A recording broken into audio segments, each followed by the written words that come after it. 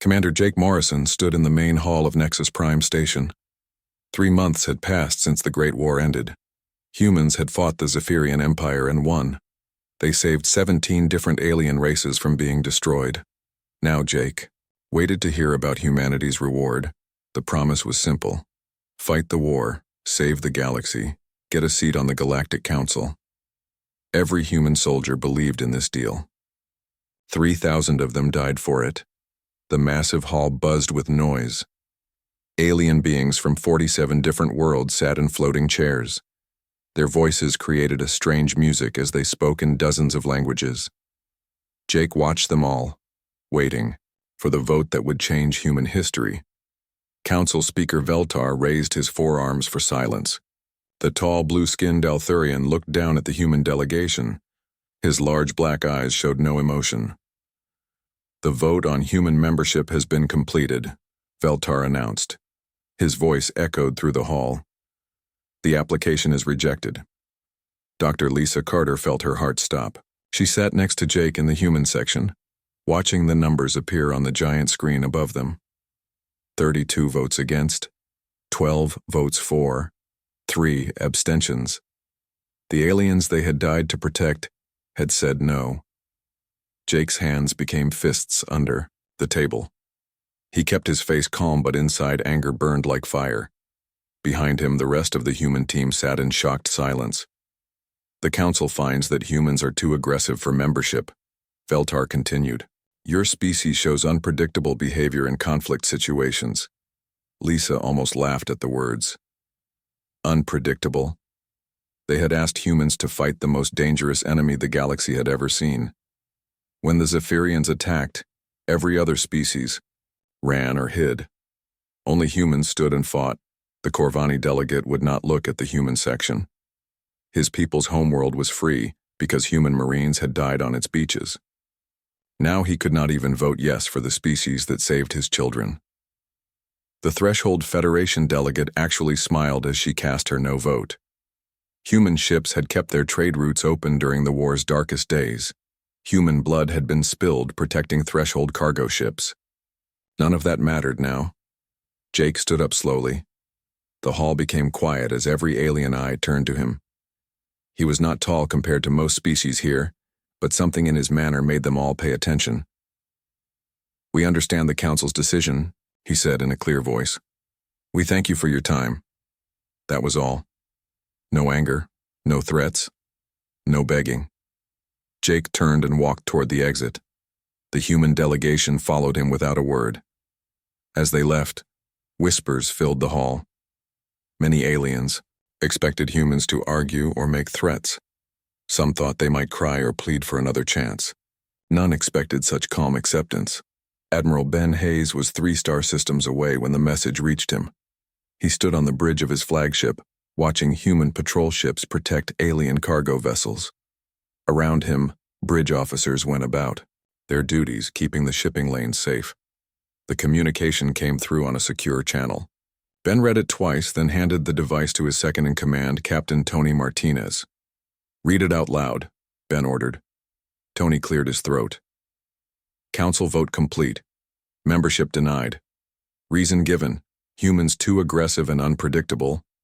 The bridge became silent. Every officer stared at their admiral. These were the same humans who had fought without sleep for months to protect alien worlds. The same humans who shared their medical supplies when alien colonies ran out. Too aggressive and unpredictable. Ben looked out at the stars where his ships patrolled. Right now, human crews were risking their lives to keep alien merchants safe from pirates. They did this job because they believed it mattered. They thought they were protecting future allies. Sir, Tony asked quietly, what are your orders? Ben did not answer right away. He thought about the 3,000 empty bunks on human ships. 3,000 soldiers who died believing they were building a better galaxy for everyone. Continue normal operations, he finally said. For now. On Earth, President Amanda Foster called an emergency meeting. The Global Defense Council gathered, in the secure room beneath the Capitol building. Around the long table sat the most powerful humans in the galaxy. General Chris Baker slammed his hand on the table. We should pull every ship back to Earth space immediately, he said, his face red with anger. Let them protect themselves for a change.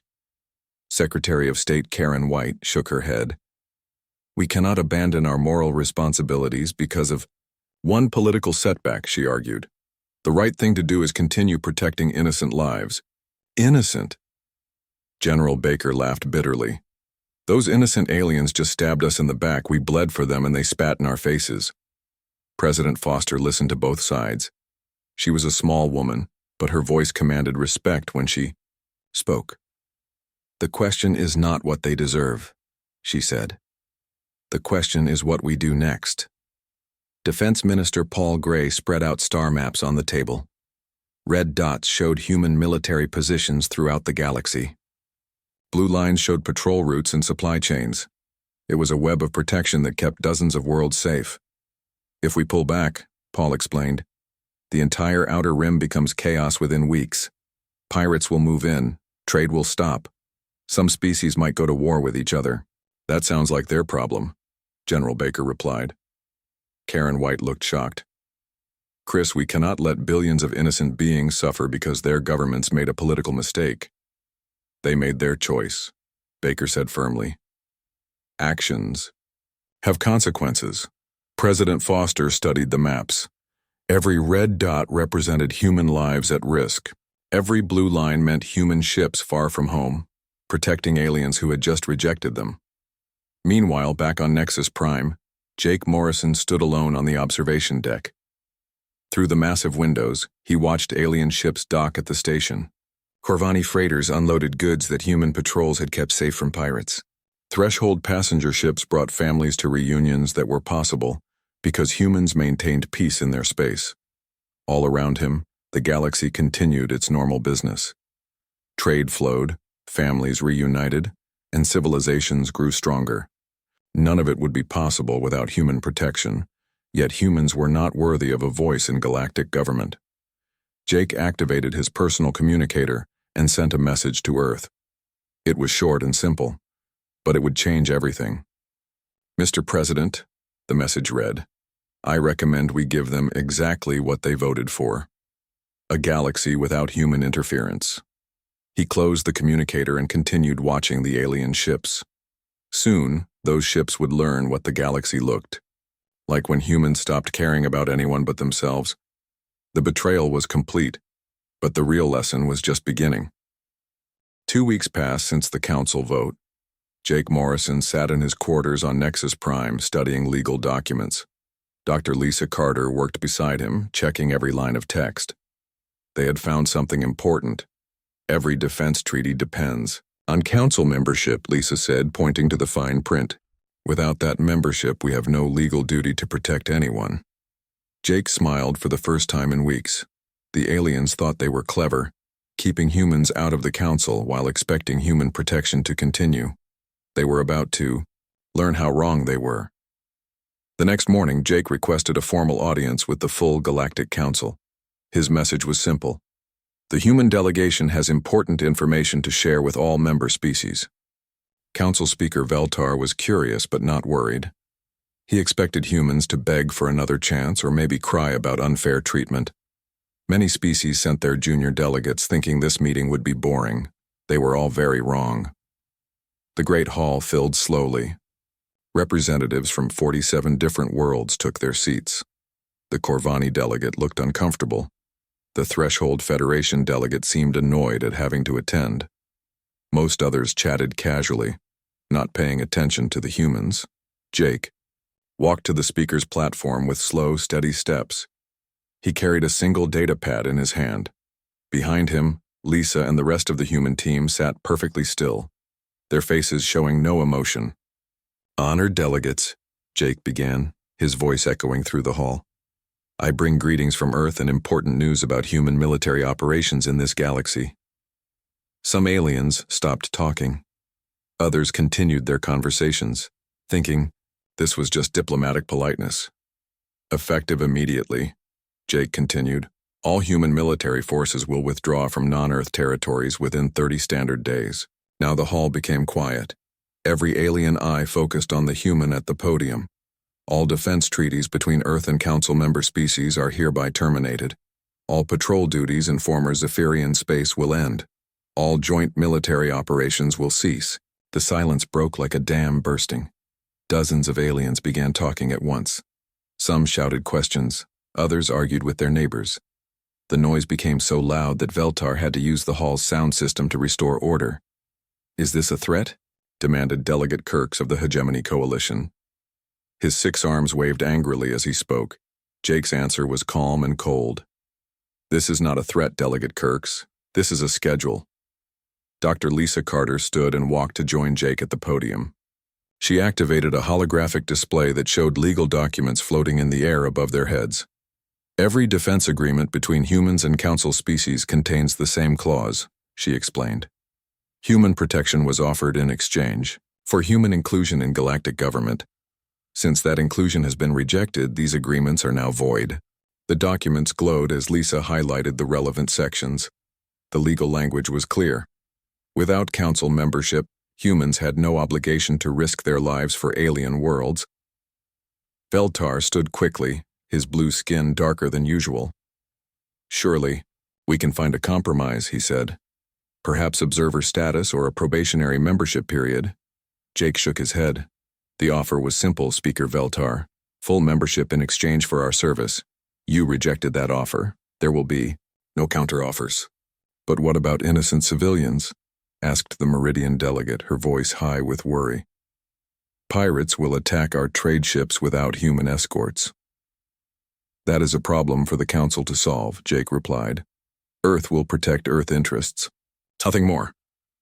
In the audience, panic began to spread. The Althurian delegate frantically sent messages on his personal communicator. The Corvani delegate looked sick.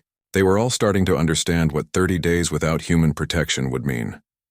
Meanwhile, 3 star systems away, Admiral Ben Hayes received the withdrawal order.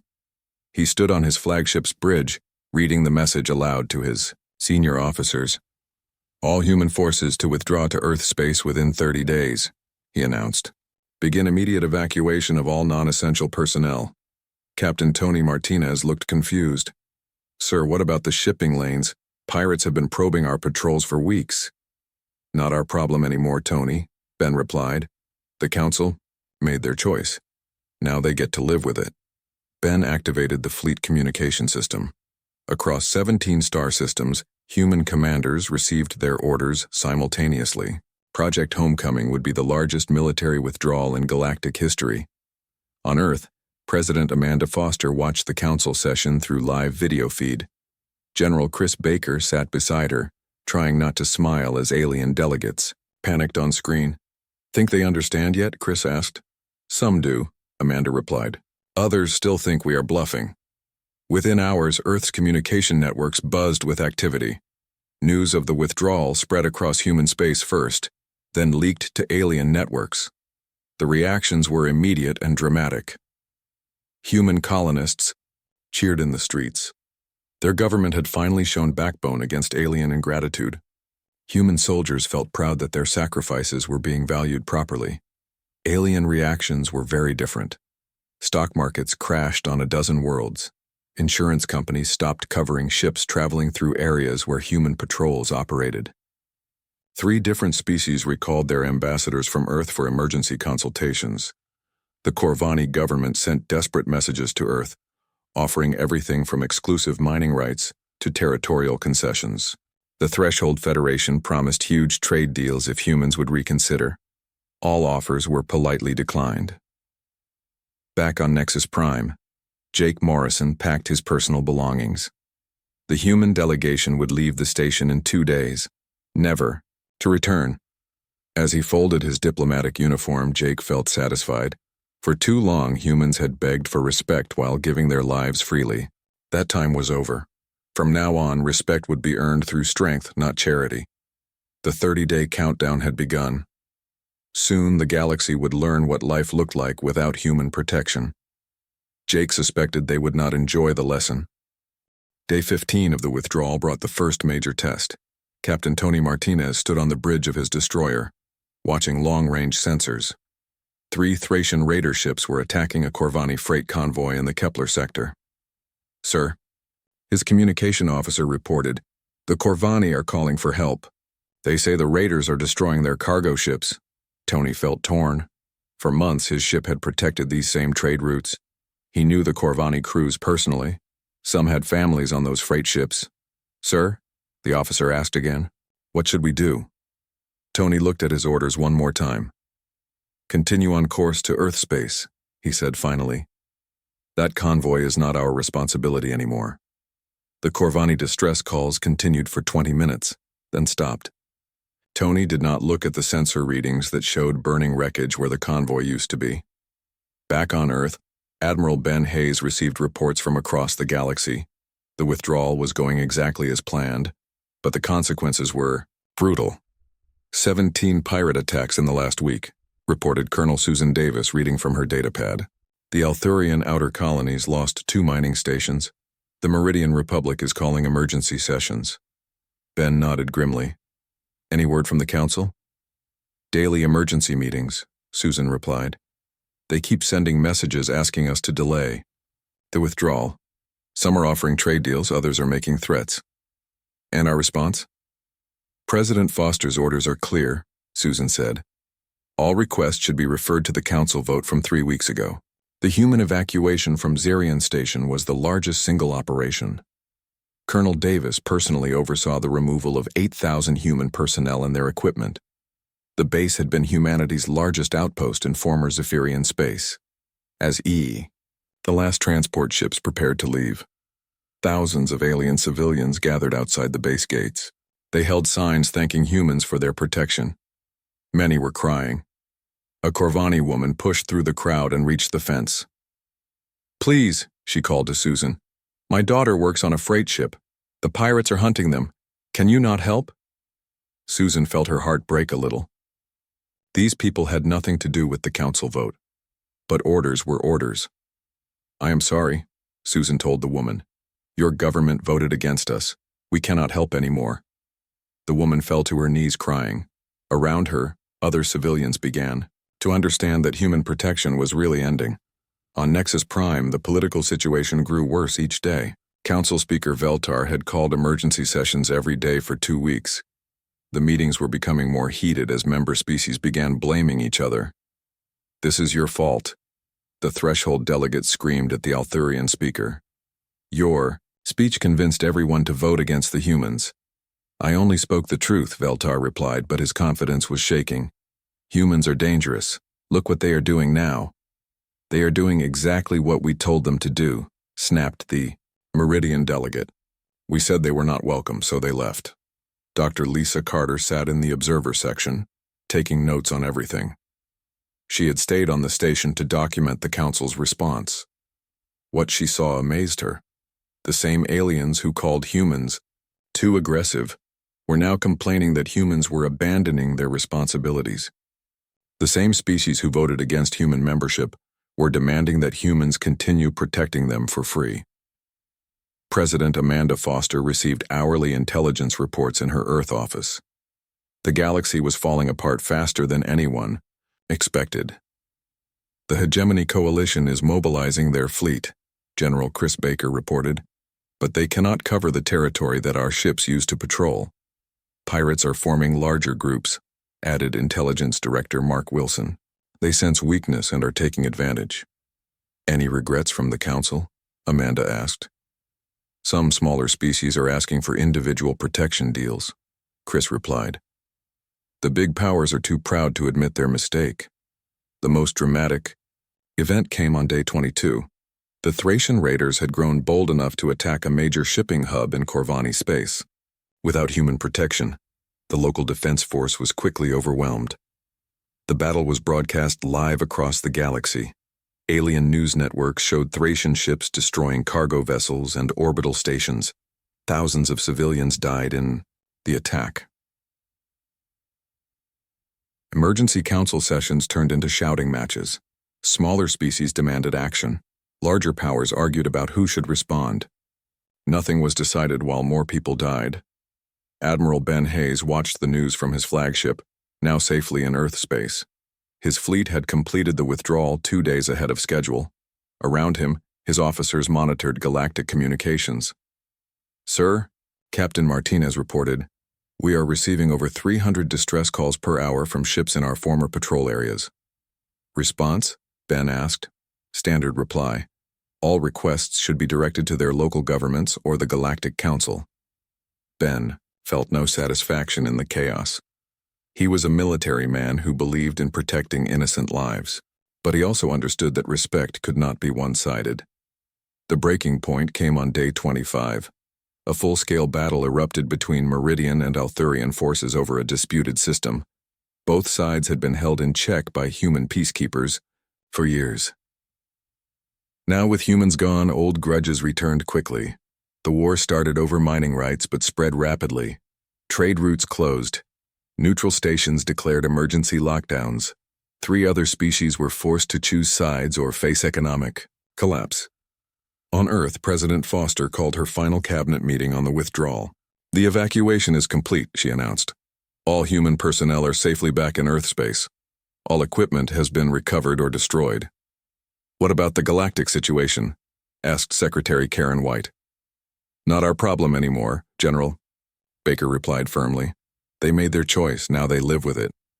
The calls for help keep coming, Karen said sadly. Innocent people are dying. Innocent people died when the Council rejected us, Amanda replied. The difference is that now we are not dying with them. Day 28 marked the official end of human galactic involvement. For the first time in 3 years, no human ships patrolled alien space. No human soldiers stood guard on alien worlds. No human diplomats attended council meetings. The galaxy had asked for a universe without human interference. Now they had it. Admiral Hayes stood on his bridge, looking at tactical displays showing Earth's home system. Every human ship was safely back where they belonged. The withdrawal was complete. Sir, Martinez asked quietly, do you think they learned their lesson? Ben smiled grimly. They are about to. 6 months after the withdrawal, the galaxy looked completely different. Council Speaker Veltar stood in his private office on Nexus Prime, staring at reports that made his stomach hurt. 15 separate wars were raging across former human patrol zones. The Thracian pirates had become so powerful they called themselves an empire now. Trade between star systems had dropped by 60%. 3 member species had been forced to abandon their outer colonies. The carefully built peace that humans maintained for years was gone forever. Veltar activated his secure communicator and sent a message he never thought he would write. Request formal diplomatic meeting with Earth government. Urgent galactic security matters require immediate attention. The response came back within hours. Earth would allow a council delegation to visit, but only under specific conditions. The meeting would happen on Earth soil, under Earth law, with Earth setting all the rules. 2 weeks later, Veltar found himself sitting in a transport ship heading to the Sol system. He brought delegates from 12 major species, all carrying offers that would have seemed impossible 7 months ago. The ship that escorted them to Earth was unlike anything Veltar had ever seen. The human destroyer was twice the size of the old ships, with weapons that made his security team nervous. Clearly, humans had been busy during their isolation.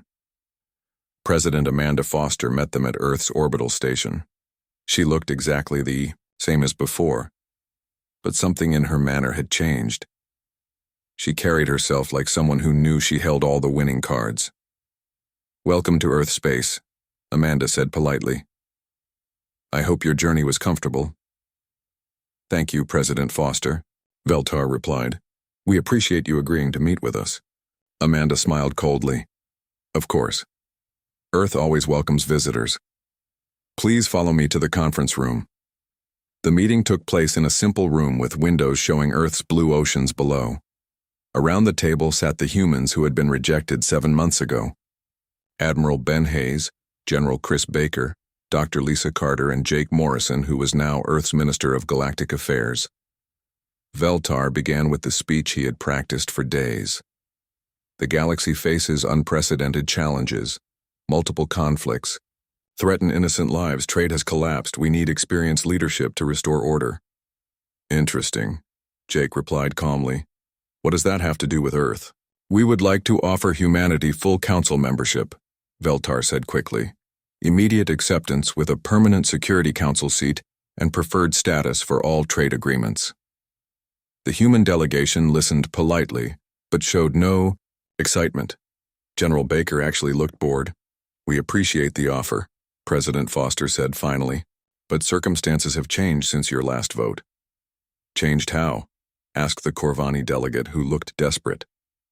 Dr. Lisa Carter activated a holographic display showing the current galactic situation. Red zones marked active conflicts.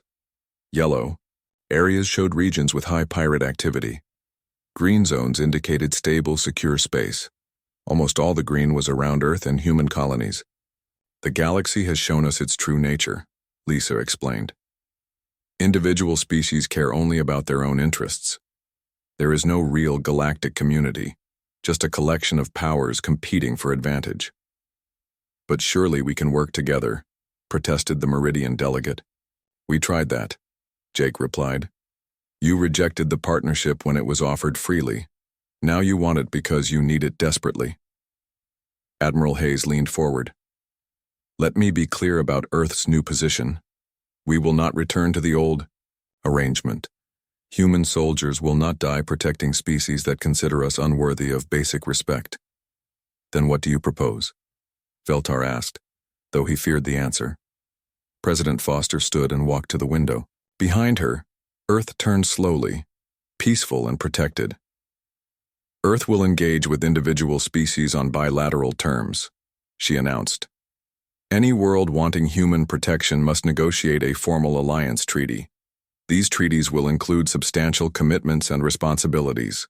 What kind of commitments? The Althurian delegate asked nervously. General Baker smiled grimly. Full military cooperation, technology sharing, trade exclusivity agreements. Basically, you become junior partners in exchange for our protection. Few alien delegates looked shocked. Before the war, they had been equals, offering humans a chance to join their club. Now humans were demanding they join Earth's club instead. This is very different from the old council arrangement, Veltar said, carefully. Yes, Amanda replied. The old arrangement was charity, this is business. Over the next 3 days, the negotiations continued. Each alien species made separate deals with Earth. The Corvani, desperate to stop pirate attacks on their trade ships, agreed to exclusive mining rights for human corporations.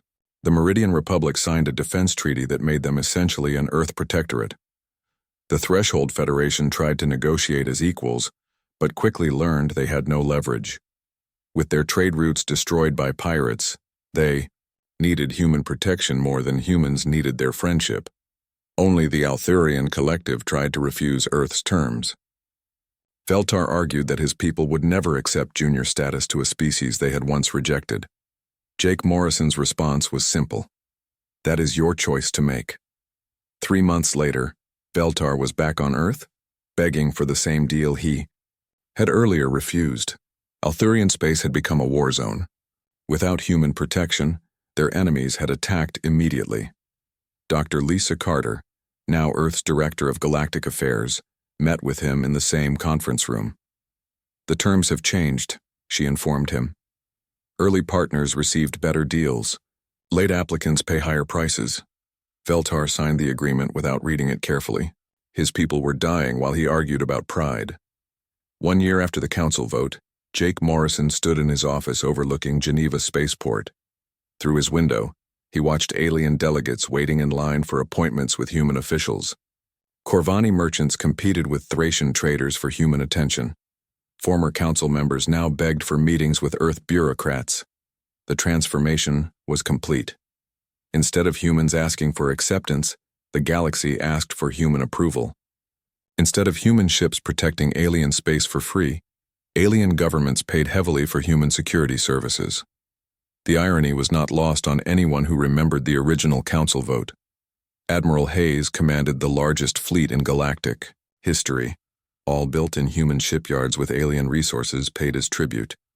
His ships did not patrol alien space anymore. They escorted human merchants and protected human interests. If other species wanted protection, they could apply for it and pay the price. President Foster addressed the Earth Global Assembly on the anniversary of the withdrawal. 1 year ago, the galaxy told us we were not worthy of a seat at their table, she said.